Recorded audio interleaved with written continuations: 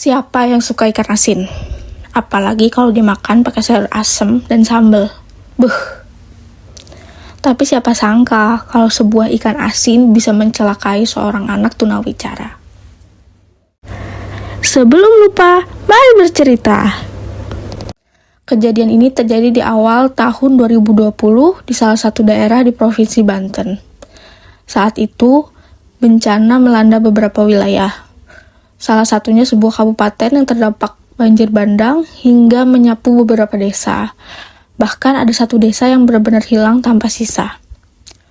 Aku sebagai relawan PMI Kota Tangerang Selatan ditugaskan membantu ke sana karena masih satu provinsi.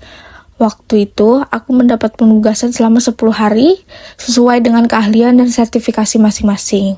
Aku sendiri bertugas sebagai tim asesmen menangani satu desa yang tersapu rata. Sebenarnya bencana ini terjadi di beberapa titik dengan dampak yang cukup serius, tapi aku ditempatkan di satu desa yang hilang karena banjir bandang itu. Letak desa tersebut memang berada di samping sungai besar, tepat di lekukan sungai. Jadi ketika sungai itu meluap, arusnya langsung menghantam dan menyapu habis desa itu tanpa sisa. Padahal, desa tersebut sudah menjadi perhatian untuk direlokasi. Tapi, rencana itu belum sempat dieksekusi. Cuaca buruk datang lebih dulu dan akhirnya tragedi itu pun terjadi.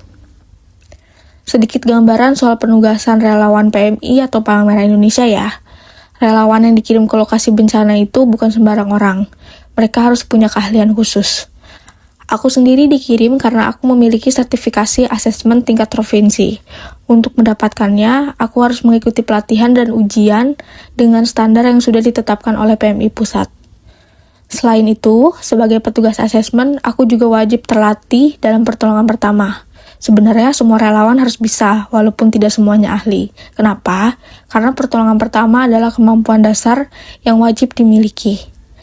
Nanti, untuk penanganan lebih lanjut, ada petugas khusus yang memang tersertifikasi dan lebih ahli. Nah, selama di lokasi bencana, makanan yang tersedia kebanyakan mie instan. Mulai dari mie cup sampai mie yang harus dimasak. Padahal itu pilihan yang paling praktis. Tapi kalau sudah masuk minggu kedua dan menunya itu aja, jujur rasanya mulai berat juga ya. Suatu hari aku ngobrol dengan pemuda lokal yang dipercaya menjaga gudang logistik desa. Mereka cerita kalau sebagian bantuan mie instan ditukar, bahkan ada yang dijual untuk mendapatkan lauk seperti ikan asin. Kadang juga ditukar dengan buah seperti melon atau semangka. Semua itu nantinya dimasak di dapur umum untuk warga dan relawan. Menu yang paling sering yang ada di dapur umum itu telur dan ikan asin, kadang rebon, kadang teri, atau jenis ikan asin lainnya. Masalahnya, aku nggak suka ikan asin. Jadi waktu itu, aku sempat memilih untuk tidak makan sama sekali. Jangan ditiru ya. Tapi suatu hari, ibu yang bertugas di dapur umum sedang memasak ikan asin rebon. Entah kenapa aku coba sedikit dan ternyata enak. Di tengah kondisi itu, untuk pertama kalinya aku makan ikan asin dan justru aku menyukainya. Dari situ juga aku sadar, kadang bukan karena kita tidak suka, tapi karena kita belum benar-benar mencoba aja. Nah, berbeda dengan anak-anak penyintas bencana. Mereka justru senang sekali makan mie instan cup. Dalam setengah hari aja mereka bisa coba 4-5 varian mie instan cup. Tim logistik sebenarnya tidak bisa melarang, karena memang tidak ada banyak pilihan makanan yang bisa mereka konsumsi. Anak-anak juga cenderung bosan dan menolak makan nasi dengan lauk seadanya. Hal ini aku catat sebagai tim asesmen, jadi bahan laporan dan rencana kerja berikutnya, supaya kebutuhan makan anak-anak bisa lebih diperhatikan. Aku juga memberikan beberapa kali edukasi kepada anak-anak untuk memilih makan nasi daripada mie instan terus-menerus. Tapi sebelum program itu berjalan, aku dapat laporan tiba-tiba ada seorang anak tunawicara usianya 7 tahun menangis histeris.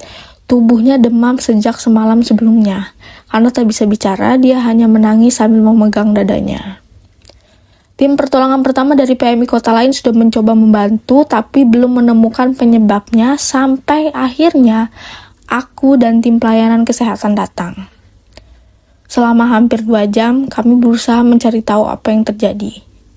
Mulai dari pemasangan oksigen sampai pengecekan rongga mulut tidak membuahkan hasil.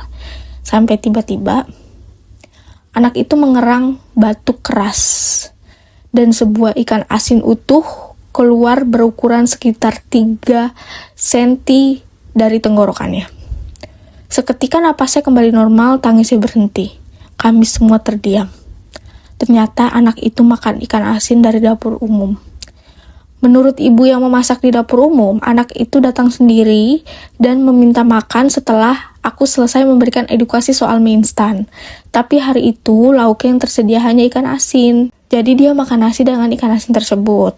Sore harinya, tanpa ada yang sadar, dia tersedak.